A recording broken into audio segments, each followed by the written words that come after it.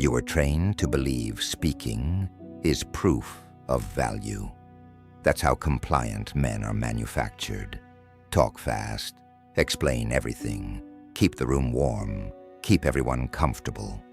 The moment you do that, you've declared your position in the hierarchy. Applicant, not leader, not threat. Applicant. Silent authority isn't quiet confidence. That's a bedtime story for men who still want to be liked. Silent authority is pressure, the kind predators use. They don't announce themselves. They position themselves. They let your nervous system do the work for them.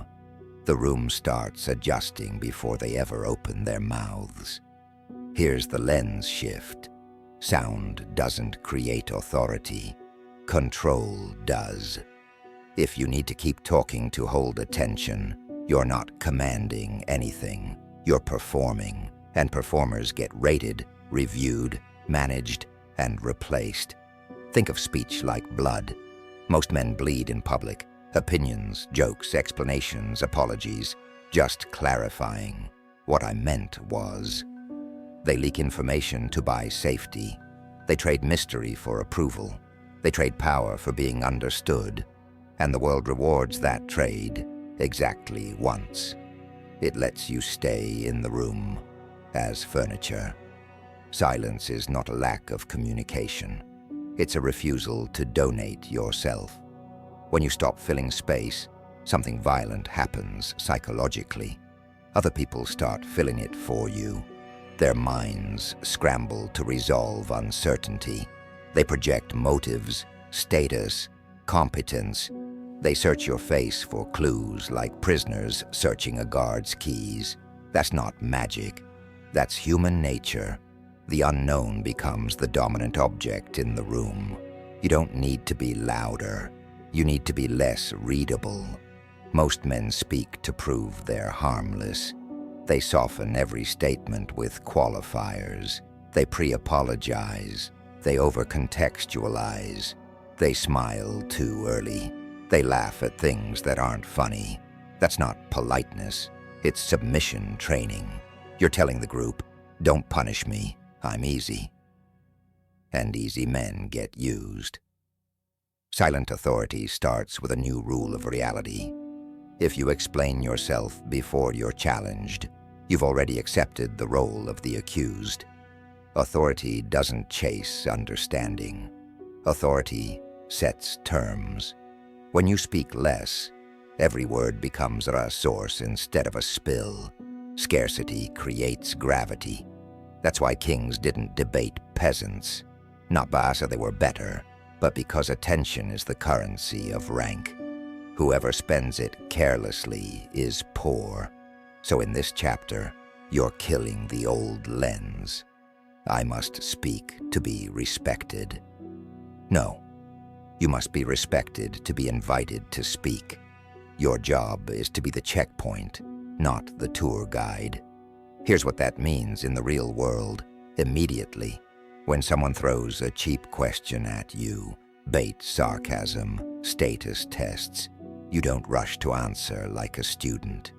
You pause. You let the question hang like a body. You look at them as if you're deciding whether they're worth oxygen. When you enter a room, you don't start bringing energy. That's clown labor. You bring containment. Calm, slow movements, still hands, eyes that don't dart around asking permission. When you speak, you don't decorate your sentences to be palatable. You use fewer words, harder words. You make statements that land, then you stop. You don't keep talking to reduce the impact.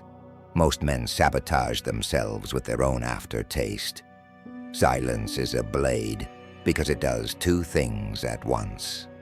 It withholds validation, and it forces interpretation. People fear what they can't predict, and they obey what they can't easily read. Not because you're intimidating, because you're not available to be managed through social reflexes. This is the beginning. You stop treating conversation like connection. You treat it like terrain. You don't fill terrain, you take it. Authority is not a personality trait. It's a physiological broadcast. Before anyone believes your words, they read your body's internal stability, breath, tempo, stillness, eye behavior, how quickly you react, how badly you need to be received. Your nervous system speaks first. Your mouth is just the after-action report. Most men don't lose status because they lack confidence. They lose status because they leak urgency. They answer too fast. They over-explain. They laugh to reduce tension. They nod too much. They move too much. Their body is asking permission while their mouth is trying to take command. The room always believes the body. Here's the mechanism. The person who sets the tempo owns the frame. In every interaction, there's an invisible metronome. Whoever is calm enough to keep it slow forces everyone else to match it.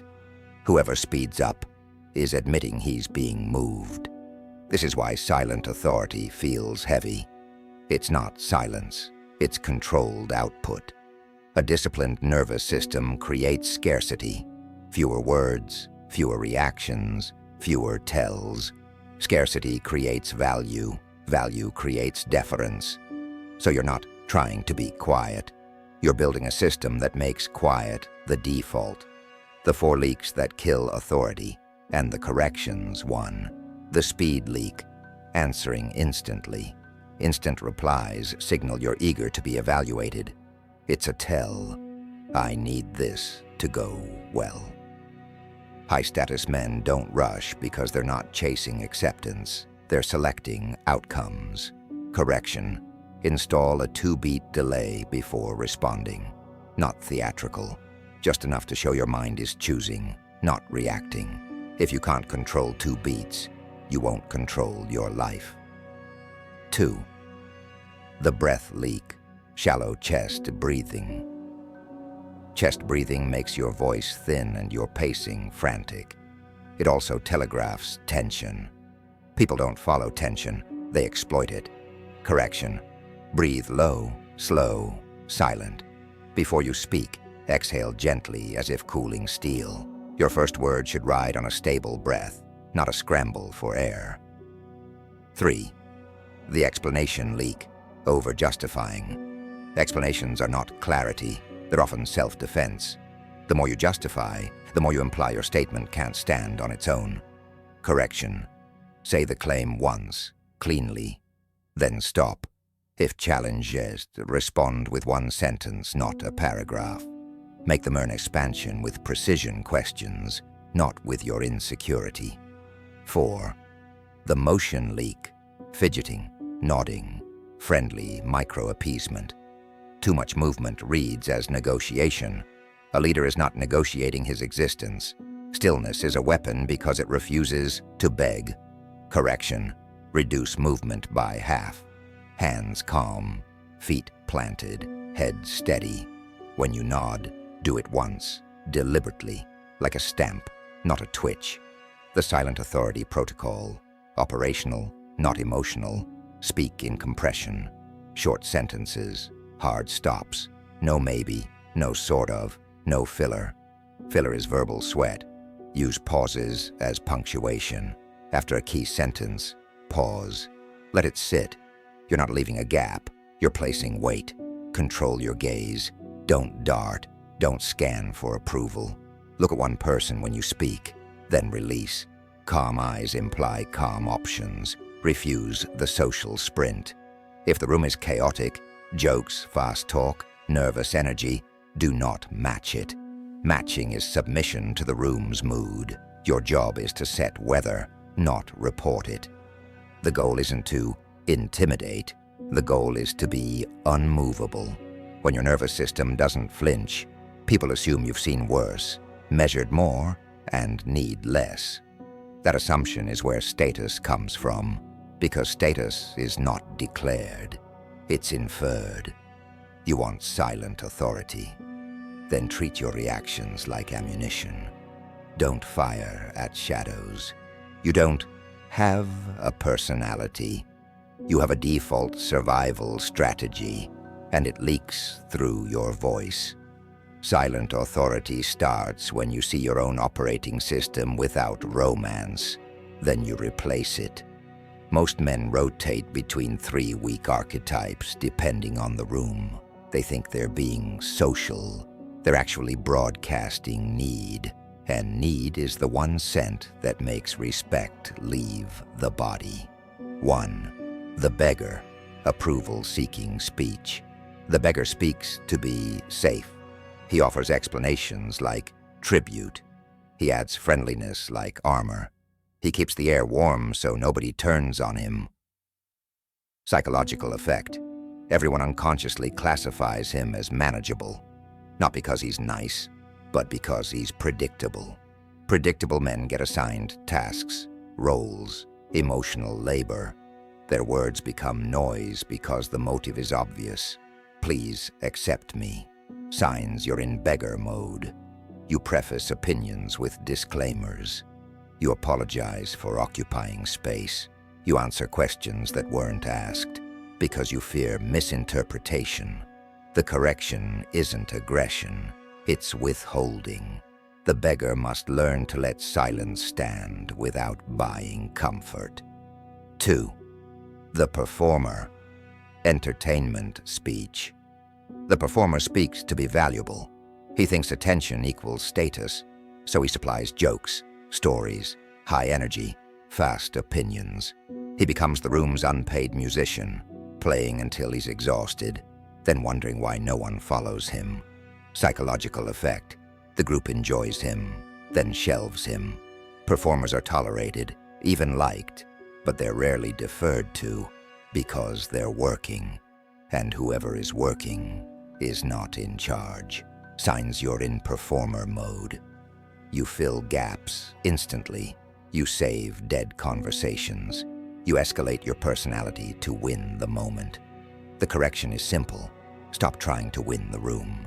Start trying to choose the room. Authority is selective. Performance is desperate. 3. The negotiator over reasonable speech. The negotiator speaks to avoid conflict by making everything fair. He explains both sides. He softens every edge. He turns every boundary into a committee meeting. Psychological effect. People learn that his no is elastic. They keep pushing, not out of malice, but because he trained them that resistance is a conversation, not a wall. Signs you're in negotiator mode. You over-justify decisions. You ask for consensus when you're responsible for outcomes. You hedge language to avoid being pinned down. The correction? Compress your decisions into clean statements. Not rude, final. This is what we're doing. Then silence. Let others process. If they need to challenge, they can do it directly, at which point you respond with precision, not appeasement. 4. The sovereign. Deliberate speech. The sovereign speaks to place reality. Not to be liked, not to be safe, not to be seen as good. He treats words like orders to his own mind first, then to the environment. Psychological effect. People feel structure. They may not always agree, but they sense a center of gravity. Sovereignty is not intimidation.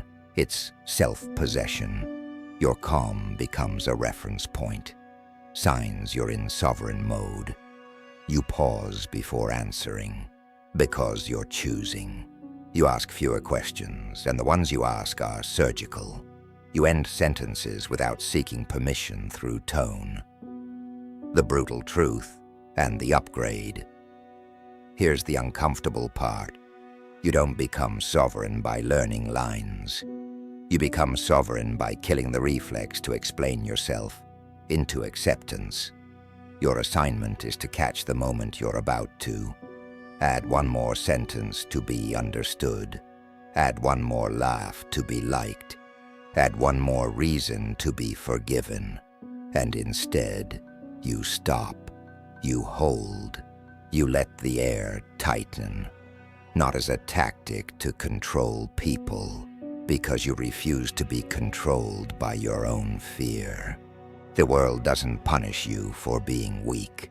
It rewards others for detecting your weakness early. And nothing reveals your position faster than uncontrolled speech. When you talk too much, you don't sound open. You sound available. Available to be steered, extracted from, recruited into other people's agendas. Social predators don't need to break you.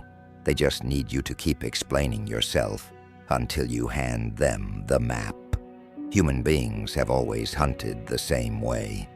Identify the anxious, identify the eager, identify the lonely, then offer them a role that feels like belonging and functions like a leash. In tribes, it was survival. In courts, it was politics. In offices, it's meetings. In dating, it's frames. The environment changed. The mechanism didn't. The old world lesson: courts didn't reward truth.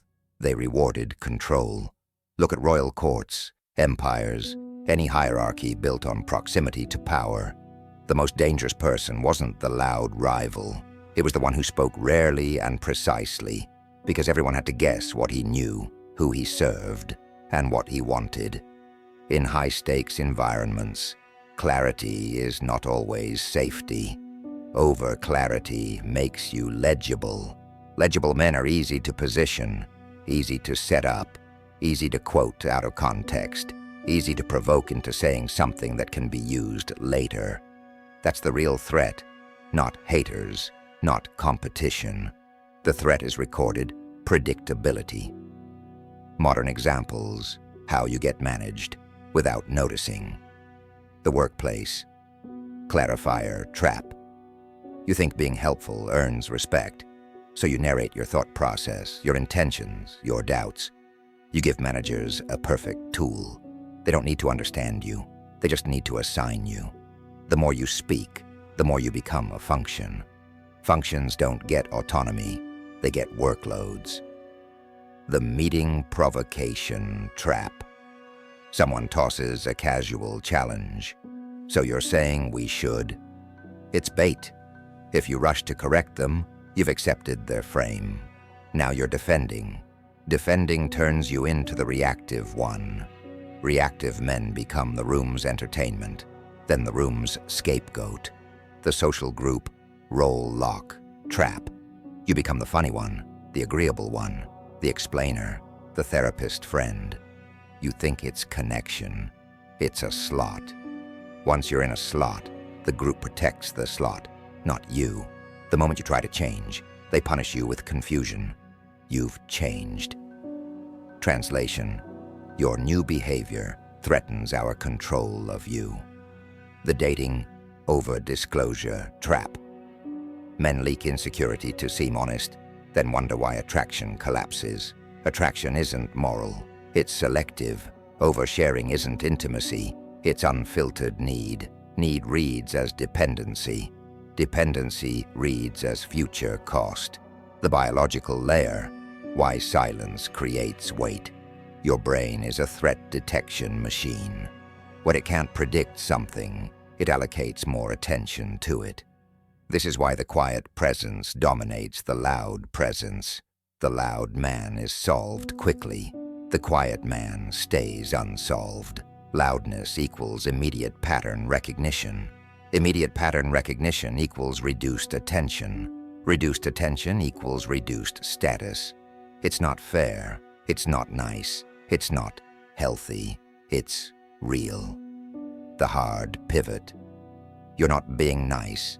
You're being harvested. When you speak constantly, you give people your motives so they can appeal to them, your insecurities so they can press them, your values so they can shame you with them, your boundaries so they can test them. That's the deepening threat.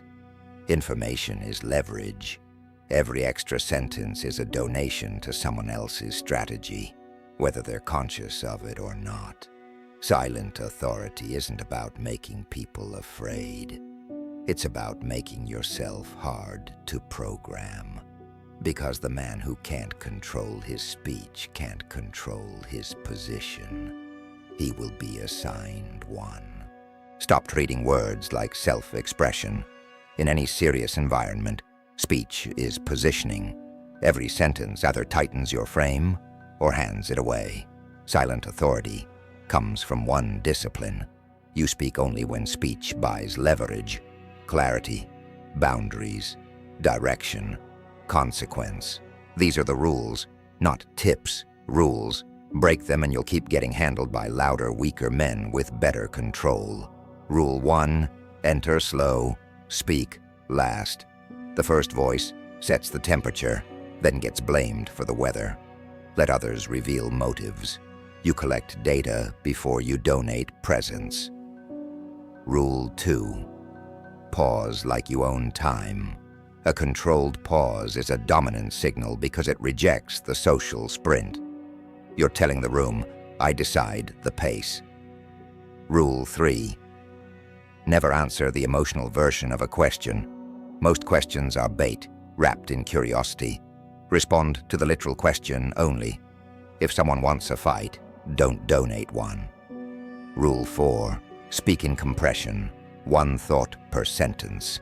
Rambling is pleading, compression is command. If you can't say it cleanly, you don't understand it, or you're afraid of how it lands. Rule 5, make statements, not invitations. Weak men speak in soft questions. Maybe we could. Strong men place reality. This is the plan. You can be civil without being negotiable. Rule 6, no preemptive self-defense. Never explain before you're challenged. Pre-explaining broadcasts guilt and insecurity. Say what's true, then stop. Rule 7, ask fewer questions. Ask sharper ones. Questions reveal what you're chasing. When you ask, make it surgical. What's the decision? What changes if we don't? Who owns the outcome? Rule 8, don't share. Declare boundaries and consequences. Boundaries without consequence are poetry.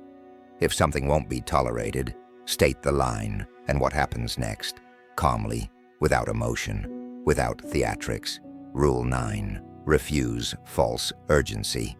Urgency is how other people rent your nervous system. If it's real, it survives a pause. If it collapses under a pause, it was manipulation or incompetence. Rule 10, don't narrate your process. Deliver decisions. When you narrate, you invite debate. When you deliver, you invite execution. The room doesn't need your inner monologue. It needs your standard. Rule 11, use silence as a filter, not a flex. Silence isn't a dominance trick. It's a screening tool. People who can't tolerate quiet will reveal themselves. Over-talking, justifying, performing. Let them. Rule 12, controlled warmth is a reward, not a default. Warmth given freely becomes meaningless and expected. Warmth given selectively becomes a signal. Alignment has benefits. You're not cold to be edgy. You're measured to be sovereign. Rule 13, end clean. Leave no loose ends. Don't trail off. Don't adjust. Don't soften the exit. End conversations like you end contracts. Clear, final, and without apology. What these rules do, psychologically, they convert you from participant to reference point. People stop reading you as someone to manage and start reading you as someone to align with or avoid. Your words gain weight because they're rare, clean, and attached to action. And here's the hidden advantage. You stop being dragged around by your own social reflexes. Silent authority isn't about controlling others. It's about refusing to be controlled by noise, including the noise in your own mouth. You want silent authority, but you're still dragging the old identity behind you like a chain. The version of you that needs to be understood, needs to be liked, needs to be seen as good. That identity will sabotage every rule you learned because it's loyal to comfort, not sovereignty. Here's the reality. Approval is a drug, and like any drug, It rewires behavior. It makes you say extra sentences you didn't need. It makes you smile at disrespect to keep the peace. It makes you negotiate your own boundaries so you can keep access to the room. You call it being socially smart. It's not. It's dependency. Silent authority requires an identity death because the old you is built on one primitive contract. If I manage their feelings, I earn safety. That contract is for children, for employees who fear being fired, for men who confuse acceptance with security. The world doesn't reward that contract with respect. It rewards it with extraction. More requests, more obligations, more tests. Because once people sense you're approval-driven, they don't need to fight you. They just need to imply disapproval, and you'll self-correct back into compliance. So Chapter 6 is the cut. No anesthesia. The 3 things you must let die. 1. The reflex to explain explanations feel like control, but they're often surrender disguised as clarity. The approval seeker explains to preempt judgment. The sovereign speaks, then allows judgment to exist without panicking. New standard. If clarity is required for execution, you give it. If clarity is demanded to soothe someone's insecurity, you withhold it. 2. The reflex to fix the emotional climate. You're not responsible for stabilizing every room. That instinct makes you a servant of mood. Silent authority comes from refusing to be recruited into other people's anxiety. New standard. You don't rush to fill silence. You don't rescue awkwardness. You don't chase harmony at the cost of position. 3. The reflex to be seen as good. Goodness is not the same as trustworthiness. Many men chase good because they want to be unpunishable, but the world punishes anyway. When you build your identity around moral appearance, anyone can control you by accusing you. New standard. You don't posture as virtuous. You operate by principles you'll defend with action, not speeches. You accept that some people will misunderstand you, and you don't bargain with them. The replacement identity, from social participant to sovereign operator. A sovereign operator is not loud, not edgy, not alpha. He's self-contained. He does not leak his internal state to be managed. He does not audition for roles. He chooses alliances, terms, and exits. This is the replacement code. You don't speak to be included. You speak to set terms. You don't seek permission through tone. You don't argue for your boundaries. You enforce them. You don't chase respect. You remove access. Notice what's missing. Rage, theatrics, constant dominance games. That's insecurity cosplaying as power. Real authority is quieter than that. It's not reactive. It doesn't need witnesses. The identity death test, brutal and useful. If you want to know whether the old identity is still alive, watch what happens when someone misinterprets you, someone doesn't respond, someone challenges you publicly, someone withholds validation. If you feel the urge to rush in and repair your image, there it is, the parasite, the approval self, clawing for oxygen. Your job is to let that urge burn out without feeding it. Because silent authority is not a technique you perform. It's what remains when you stop begging the world to confirm you. When you can hold your ground without words, your words become heavy.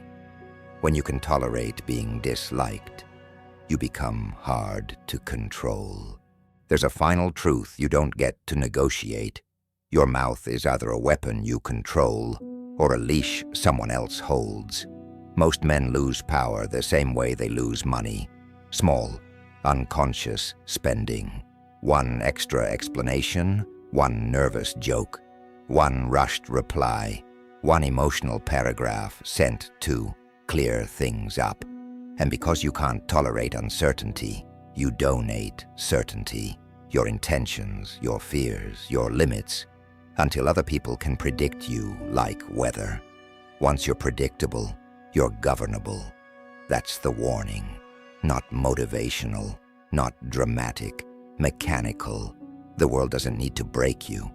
It only needs you to keep talking long enough to reveal what you crave, validation, what you fear, or rejection, what you'll tolerate, disrespect with a smile, what you'll do for belonging, anything. And then it adjusts, quietly, efficiently, like a handler tightening a strap. Silent authority is how you cut the strap. The last filter, who gets access to you. Authority isn't proved by domination, it's proved by gatekeeping. Who gets your time, your attention, your explanations, your emotional transparency. From this point on, you operate by selection. If someone demands instant responses, you slow down, not to play games, to see if they respect tempo or only obedience. If someone fishes for your insecurities, you go blank. No confession, no real talk, no volunteering weakness to buy mercy. That's not intimacy, that's tribute. If someone tries to drag you into chaos, you refuse the ritual. You don't debate tone. You don't argue fairness. You state terms once. If they don't accept, you remove access. This is what sovereign men understand. You don't win every interaction. You choose which interactions exist. The elite code, your new operating system. If you want a clean identity replacement, take this as doctrine. I don't speak to be understood. I speak to be precise. Misunderstanding is not an emergency. It's a sorting mechanism. I don't explain my boundaries. I enforce them. The boundary is the sentence. The consequence is the period. I don't react quickly. I react correctly. Speed is for nervous men. Accuracy is for dangerous men. I don't perform warmth. I grant it. Warmth is a reward for alignment, not a cover charge. I pay to enter rooms. I don't chase respect. I become expensive to disrespect, not with threats, with absence, with removal, with clean exits. Read that again. The threat isn't other people. The threat is the old you, still trying to talk his way into safety. When you overspeak, you create infinite angles to attack you. Contradictions, misquotes, emotional leakage, promises you didn't mean, clarifications that become concessions. The disciplined man gives fewer angles. Fewer angles means fewer handles. Fewer handles means fewer people can move him. That's why silent authority works. Not because it's mystical, because it's anti-access. For the next 7 days, run the protocol. Cut your word count by 30%. Install the 2-beat delay before every answer. No preemptive explanations. None. One clean boundary this week, enforced once. One clean exit from a conversation that disrespects a tempo. Not to become confident. To become unprogrammable. Because the man who can't control his speech can't control his reputation. And the man who can't control his reputation can't control his fate.